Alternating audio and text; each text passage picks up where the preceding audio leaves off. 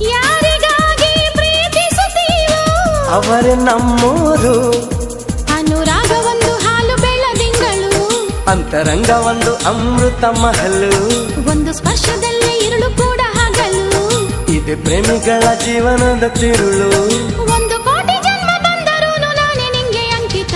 ಸಾವಿರ ಕನಸಿನ ಸುಂದರ ಪದಗಳ ಹಾಡುವ ಸಮಯವಿದು. ಮೆಚ್ಚಿದ ಮನಸ್ಸಿನ ಪ್ರೀತಿಯ ಕದ